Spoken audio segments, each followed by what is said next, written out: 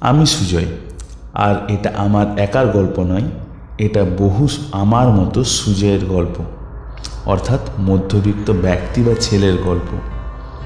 শুধু আমি না, মধ্যবিত্ত ব্যক্তিরা একটা আলাদা প্রজাতি, যাদের চোখে স্বপ্ন প্রচুর কিন্তু পূরণ বিন্দুমাত্র হয় না।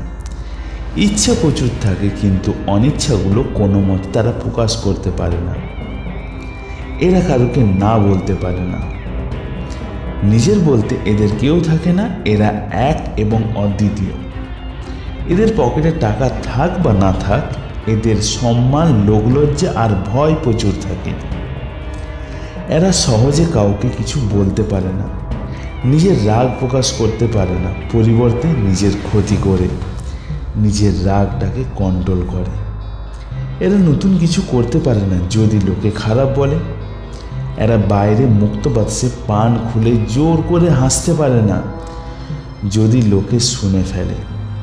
এরা সবার সামনে কাঁদতে পারে না যদি কেউ দয়া করে।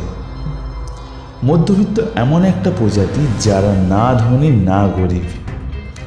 এরা জুতো সেলাই থেকে চণ্ডীপাঠ সবই পারে, কিন্তু সঠিকভাবে কারোর কাছে নিজের চাহিদার কথা বলতে পারে না। এরা সকাল থেকে রাত পর্যন্ত পরিশ্রম করতে পারে, এরা ক্লান্ত হয় না। হ্যাঁ, এটা আমার একার গল্প না, এটা আমার মতো বহু সুজয়ের গল্প, বহু মধ্যবিত্তের গল্প।